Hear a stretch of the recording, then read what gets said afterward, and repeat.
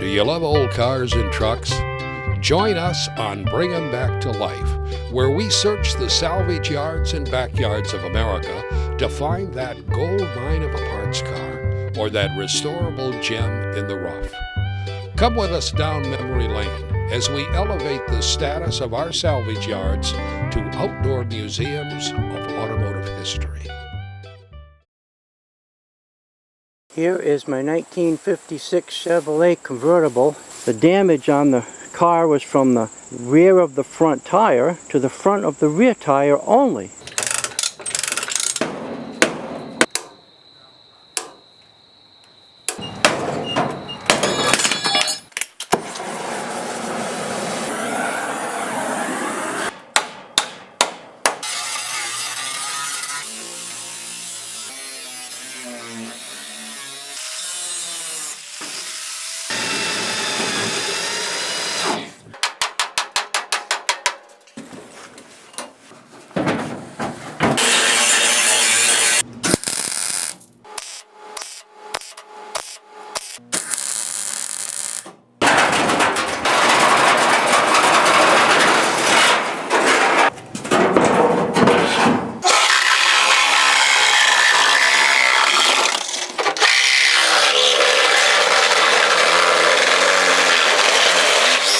Alright, we're back again.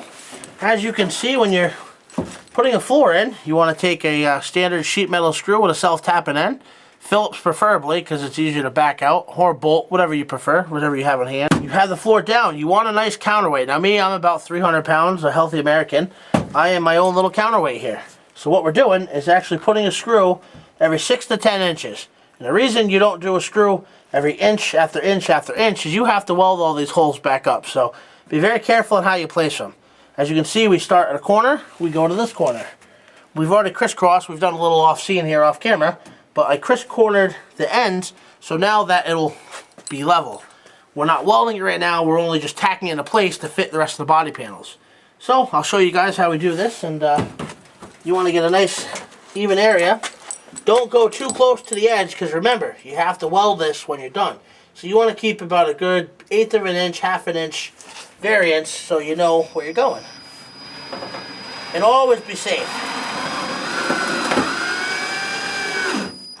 You don't want to go overkill, but you want to go down. If you notice the drill bogged down when that hit, that means this metal I'm going into is really strong.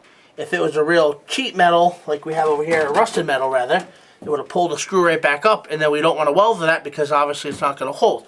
We're going to make more of a mess than what we do fixing it. You don't ever want to just do a top part of the car and make it all pretty because you still have the underneath. You're going to be driving in water. You're going to have all the debris and elements coming up on the car driving. So if you leave it all exposed, which some people do, it's not a good thing for the car. So we try to make it look good as well as the top side and the bottom side. Remember, this is bringing them back to life, so we want to keep them alive. We don't want them to die again. As you guys can see, the floor is nice and solid. Mind you, we haven't done anything over here, and that's just a couple screws. So imagine when you weld this all together, it's going to be like brand new. The best part about this car is we're going to repeat this whole process on the other side. So the underneath, you have your mounts that go here for your seat. We actually have to weld them in, but the floor has to be welded in first. Because if you try to weld the mounts in underneath, you're going to shrink the floor, and then you're not going to be able to bond to the car. So, I'll take a quick little break here, and we'll show you a little more video when we come back. It's Christmas week. I got my Christmas sweater on, and we're in Old Car City. It's windy, it's December, we're going to go in and meet Dane, the operator.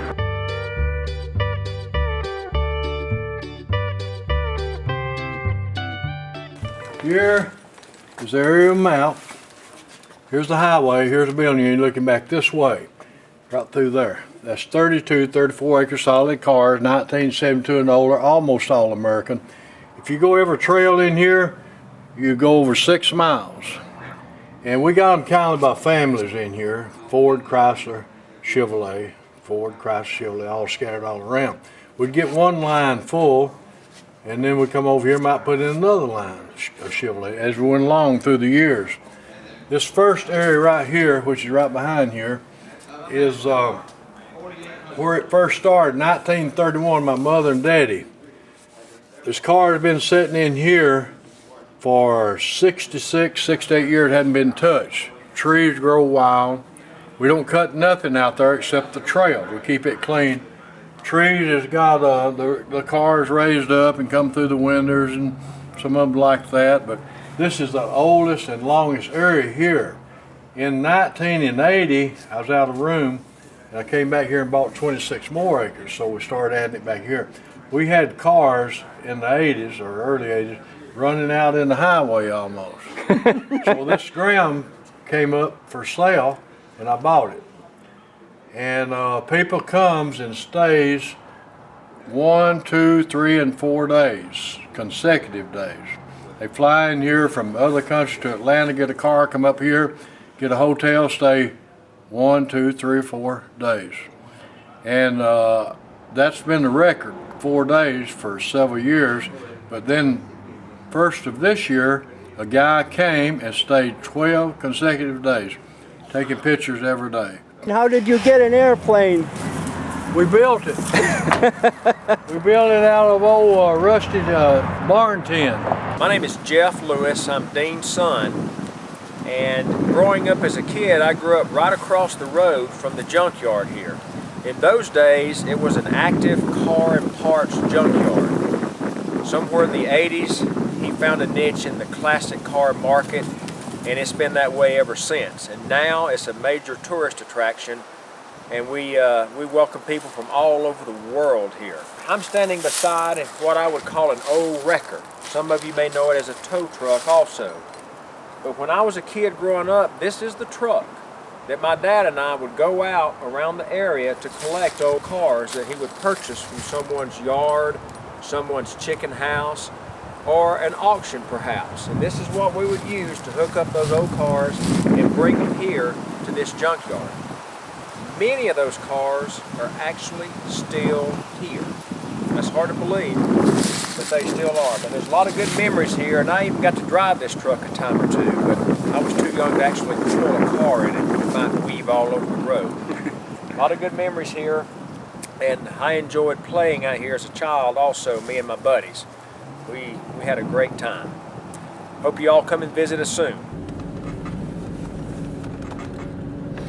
Do you remember what year that wrecker is that your son was telling us about? Well, there's several records out here. I presume you've seen this one. This one here, yes. Right here. It's a 1967 Chevrolet. I brought a lot of cars in here for that old car. That's what he said. Yeah. And there's where Sunday morning came, CBS. And then we've had all the major networks has been here sometime or other. They've been here. ABC, NBC, CNN, Fox, Time Warner, Walt Disney, plus foreign companies, TV production companies. Yeah, that's an old truck. Brought a lot of these cars in here. And I had one before that, a 1955 Ford. There's an old piece of a 40 Ford sitting right down there, 1940 Ford. Is that a Mercury or an Edsel? That's a Mercury. That's a Mercury, yeah. 1957 Mercury, I believe. Uh-huh. Oh, I see a 56 Chevy coming right at us. Yeah, 56 Chevy. I was telling your son, my wife and I have a barn full of 56 Chevys. That's what we've driven and collected all our adult lives. Mm-hmm. We love that year. We got up signs all through here, funny signs. There's when I started out with nothing and have most left. Most of it still. Little principal sayings like that. Are there arrows to get you back to where we came from? Arrows to get you back. Oh. Looks like you could get lost out here. Some people do. Some people get lost. They get turned around and go out the wrong way, or think they do. I tell them to stop, listen for the road noise, and follow in. Right. See that little 71 Pinto? Yeah. Right there? We had one of those for years. Runabout. As a daily driver. And when we get through riding, you can come back and walk it, whatever you want to. You might ought to come back tomorrow and stay all day. Tomorrow's Christmas Eve. Huh? Tomorrow's Christmas Eve. Oh, that's right. Well, we hope to be here. If you want to, come back complimentary and just walk it on. We hope to be here till, I'd like to close at 2 or 3 if I could. But you'd have a while. See, like that tree? That's right. It's lifting the car. It lifted up on this side too, I guess. No, it didn't lift up on this side. You see this Volkswagen? Yes. See that tree? Yes. Well, what happened, I backed in here for record one day and never did come back out here and look at it. And that tree, I left that door partly open. That tree came up between the door and the rocker panel down here. Came up, went out the window, went on up and took part of the window with it. See it going through that window there? It broke the glass, it got so big. Went right through the door. Yeah, right through the went door. right through the door window. Yeah. That's an old, big old loplolly pine, huh? Yeah, that's a big one. Thing probably 40 years old. Yeah, we're coming up on the Volkswagen you was looking at earlier. See? That tree's coming right out from underneath it. See it? Can you see it? It's lifting it right up. Ain't that something? You know, I didn't know about that being here until 2 years ago. This lady came up from Atlanta, her sister and her husband. They came in there later and said, how about that Volkswagen tree got it raised up? You can crawl in under it. I said, where? And I said, you talking about coming through the window like I already showed Right. you? No, it come up the passenger door. I said, no, she brought me down here and showed it to me. I didn't realize it. That's one of the prettiest scenes I have, I think. I may have to come back and get a close-up to show that tree doing that, lifting it right up. And here's what Dane was telling us from the car when we were getting our tour. These trees have grown up from underneath this Volkswagen van and are actually lifting it off the ground as they grow. That's a shame. It's one of those 12 window ones too. Welding up the cowl panel today.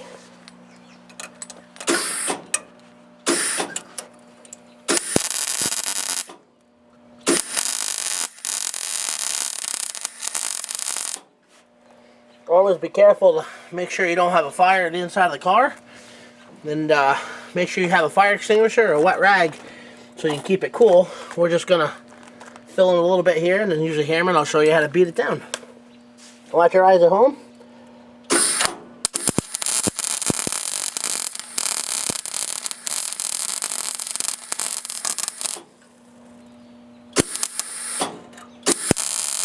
You gotta remember this is 50-year-old metal too, so it's gonna be tricky to weld. Alright, the hammer's gonna help us hold the metal in place. So we can put a couple more tack welds and then we'll grind it down all nice and smooth so you folks at home can see what it's like.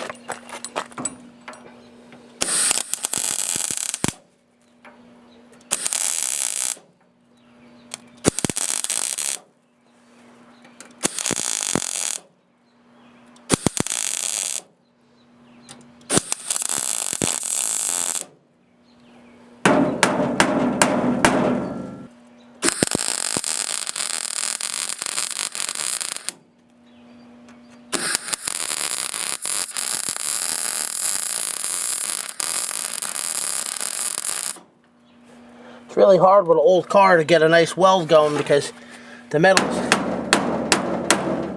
not as strong as it once was. Just making sure we don't have any fires here, which we want to try to avoid. I just want to fill this in and then we can knock it down, make it look all nice and pretty, but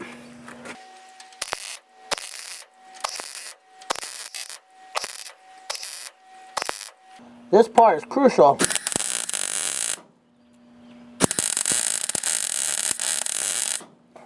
Because this actually holds your pillar together for your door post when your door opens and closes. So this part up top, and the back side, you want as solid as you can get it.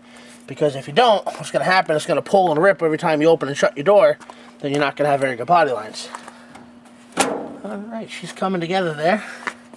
That's what I like. Obviously, we're going to clean it up and make it look nice and then seam seal it. Seam sealer is like icing on a cake. It makes everything look pretty. As you can see here, observe, this is seam sealer. What that does is hide all the nice, crazy looking wells that we put in there. Naked to the human eye once it's all put together, but nobody wants to see raw weld out in the middle and rust and corrode, and then we'd be in trouble.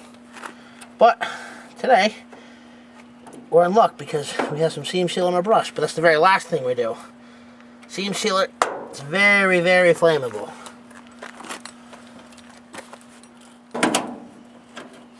Alright. Now we're just going to tack this part into place. This is not going to be welded.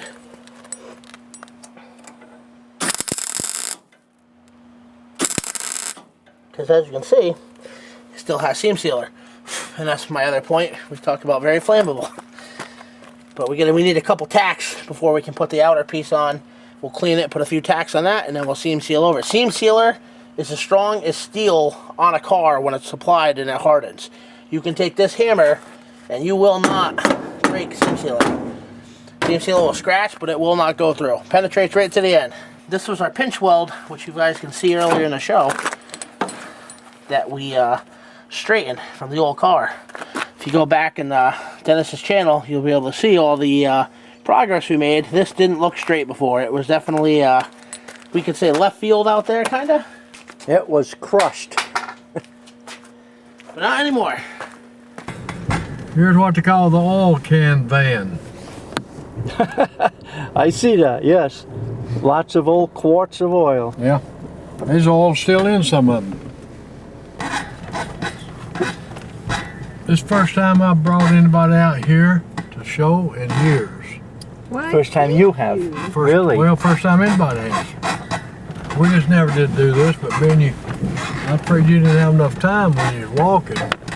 4 hours is not much time out here when you concentrate like you're doing. Oh, right. That's true. This is amazing. Thank you so much. Well, you're welcome. There's a 56 Chevy pickup, Yeah, small that's window. Yep, a 31 series. We have them from Finland and Denmark and Germany and Russia. At first when I started telling you about it, I was thinking he's from Finland, but he's not. He's from Carolina. Oh. And right here is Radio City. And how do you think you're going to find it? Yeah. Oh yeah, the van's full of radios. Yeah, CBS stayed on that 20 minutes filming it. Radio City. Yeah, right. My uncle bought one of those brand new that hardly ever left his farm. And last year on my birthday, he gave it to me so that if I could restore it if I want to. And it started and ran after I did a big tune-up on it and made sure the engine wasn't locked. And I've been driving it around the yard, but right now it needs water in the radiator constantly and brake fluid. But it's a restorable truck. And it's only got 56,000 original miles on it. Yeah. See that tree came through the radio deal there? Well, Right up in a rush. Right up through the fender. Yeah. Wow. And no doubt get bigger and bigger. Yeah. Mother Nature's just slowly taking over. This is what this is. Art, nature, history.